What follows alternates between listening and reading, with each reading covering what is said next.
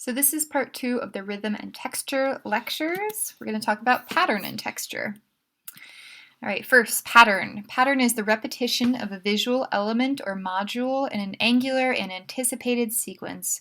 So in this photograph over here, we see a woman who is painting a pattern onto her wall of her home. And so we can see that it's a very kind of, eye-catching image that she's doing this pattern, but it's definitely a visual, like, module sequence of anticipated events in that painting. Okay, geometric pattern. Another type of pattern is tessellation. So tessellation is also known as tiling, like tiling your bathroom floor or your kitchen. So tesseling is a tiling, a pattern wherein there are no gaps or overlaps. So you can paint a painting that's just tessellation, but it comes from the term tiling. So here's some examples of floors and walls, really beautifully painted tiles that are then placed in these sort of sequences.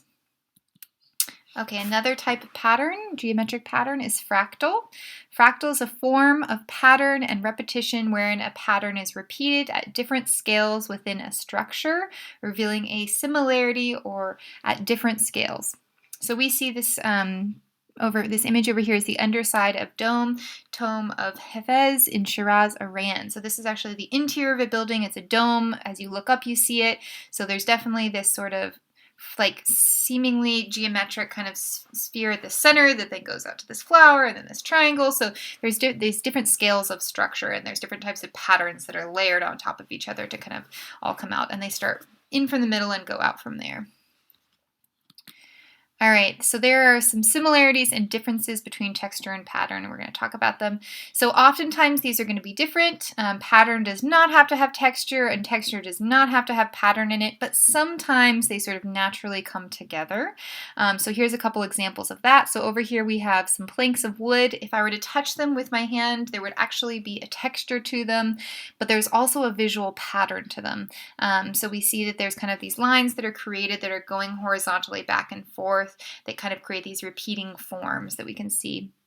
And then on the image below, it's an image of some burlap. So again, when we would feel it, there would actually be some texture, but that weaving is creating a pattern as well. So there's definitely lots of moments in nature where these things come together and in two-dimensional art, but they certainly can be different as well. Okay, actual and implied. So there are two types of categories of artistic texture. There is tactile and visual texture. So first, tactile texture is the use of materials to create a surface that can be felt or touched. So this piece called progressions, we see all these little tiny rocks that are kind of stacked on top of each other to kind of create this visual texture. So it's a two-dimensional work, sort of. It's kind of three-dimensional too, but it's on a flat surface, so I don't know. But we could, if we were to run our hands over it, we would definitely feel something. There would be a feeling there. Okay, another type of tactile texture is collage, so something that we're going to be working with. So this is one that's mostly made out of paper, so if we ran our hands over it, we'd be able to feel a little bit, but it's not as raised as the last one, but still, it's actually some type of a texture. It's also creating a sort of pattern here, so we can see that collage is a really a common two-dimensional way to create texture, and there's various ways to do that. This person is just using paper, but you can use all types of different three-dimensional objects to bring them together to create a collage. Okay, second type. So for actual and implied, there are two categories of artistic texture. Again, we just talked about tactile. Now we're going to talk about visual texture. So visual texture is a two-dimensional illusion, suggestive of tactile quality. So in this painting that we see on the right, Portrait of the Artist by Vincent van Gogh, if we ran our hands over it, there might be a little bit of texture made by the paint, but mostly it's just flat. It's the illusion of texture, and it's kind of the paint is kind of creating this feeling that you can touch something or that there's really kind of a surface to it, but really there isn't. It's flat. It's an illusion.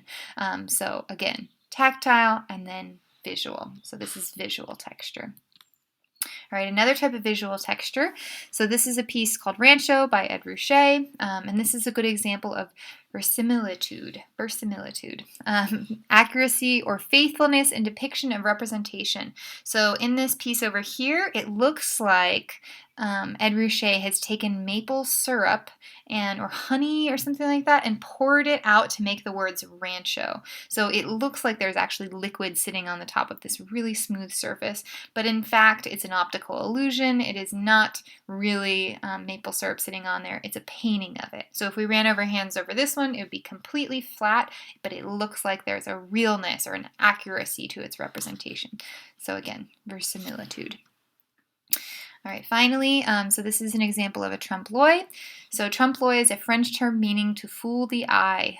The objects are in sharp focus and delineated with no meticulous care to create an artwork that almost fools the viewer into believing that the images are the actual objects. So in this painting over here called Flower Still Life with Curtain, we see this really realistic curtain and really realistic still life. And there's kind of this fun story behind it. So there was these two artists that were competing, Zexis and Parahasis. So Zexis painted a bunch of grapes that were so luscious that real birds flew down and tried to peck the painting and get the grapes out. And then when he was super confident of his success, he went over to Parahasis' painting and he drew back the curtain covering, and he tried to draw back the curtain covering the work, only to realize that the curtain was a part of the painting itself, and he realized that he had lost. So this painting was so realistic that he actually tried to move it. So a really good example of a trompe-l'oeil. That curtain looks like just unbelievably real. It's hard to imagine that it couldn't really be there. All right.